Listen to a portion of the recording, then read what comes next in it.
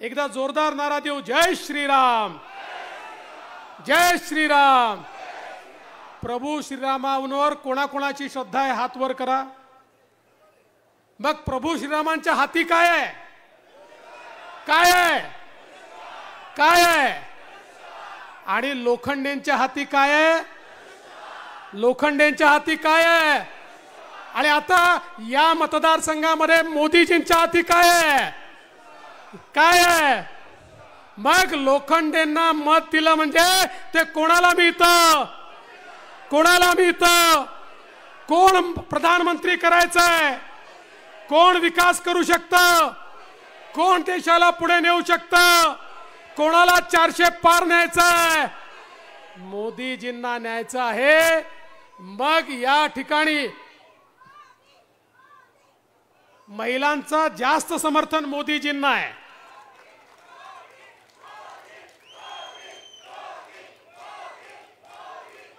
प्रभू श्रीरामांचा धनुष्यबाण शिर्डीच्या लोकांना या ठिकाणी मतदारसंघामध्ये मिळालाय। या धनुष्यबाणाची बटन दाबली की थेट शिर्डी मतदारसंघ मोदीजींच्या 400 पारच्या रांगेत जाऊन बसणार आहे। बंधू भगिनींनो, आज आपण पाहू शकतो देशामध्ये मोदीजींच्या नेतृत्वात एक मोठी आघाडी तयार झाली आहे, महायुती तयार झाली आहे। आपल्या महायुतीचं इंजिन मोदीजी आहेत, पॉवरफुल इंजिन आहे। त्या महायुतीला वेगवेगळ्या बोग्या लागल्यात।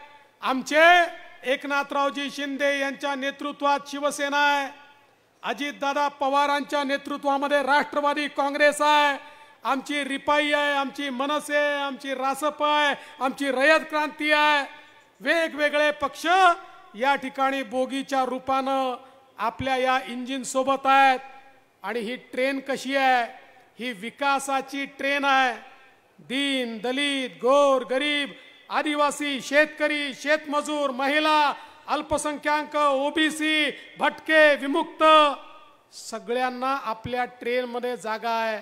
कारण मोदीजीचा नारा आहे सबका साथ सबका विकास। त्यामुळे सगळ्यांना सोबत घेऊन मोदीजींची ट्रेन निघते आहे। पण बंधू भगिनींनो, या ठिकाणी दुसरी ट्रेन कशी आहे? ती राहुल गांधींची आहे। त्या ट्रेनला डब्बेच नाही आहे।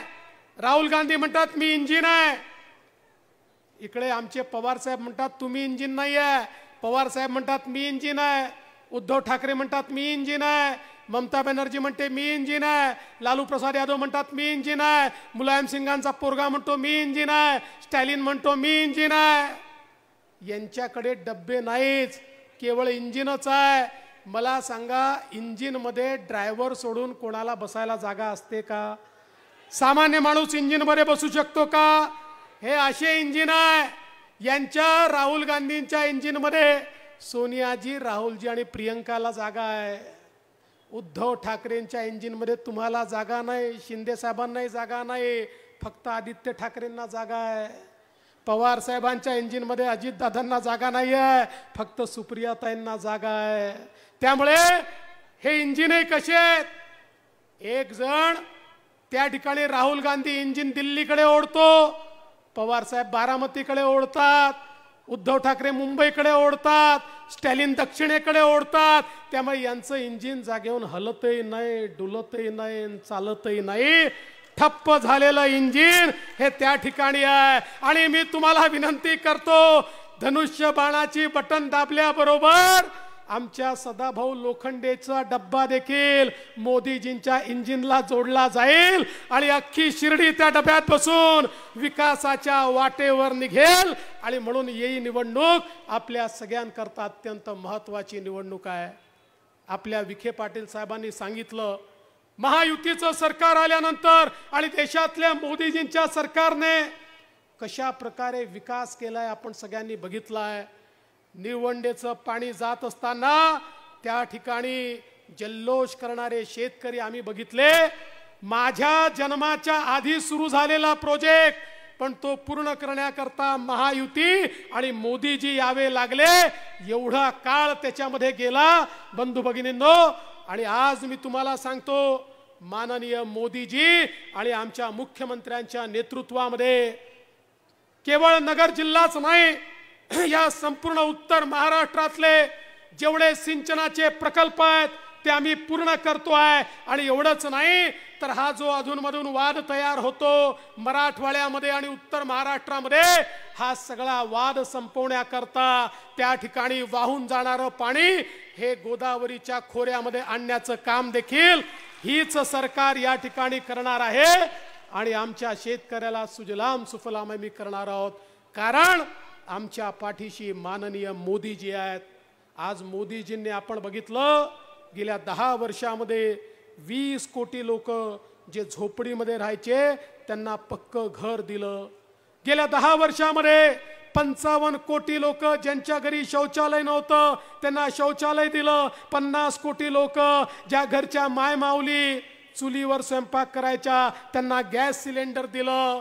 60 कोटी लोक जिथे मायमाऊली हंडा घेऊन नदीवर जायच्या, विहिरीवर जायच्या, त्यांच्या घरी शुद्ध पिण्याचं पाणी दिलं। 55 कोटी लोक यांना 5 लाखापर्यंतचा इलाज मोफत दिला।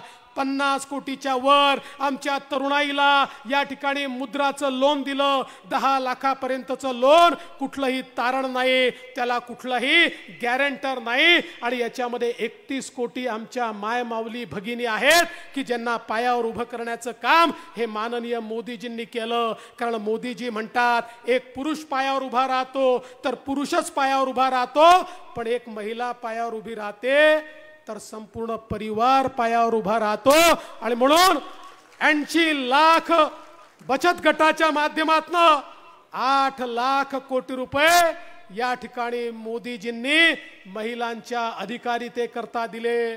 आणि मी या निमित्ताने सांगू इच्छितो मंचावरच्या आमच्या सगळ्या नेत्यांना, आता आपल्या मंचावर महिला कमी दिसतायत, पण मोदीजींनी आता ही सोय ठेवली नाही।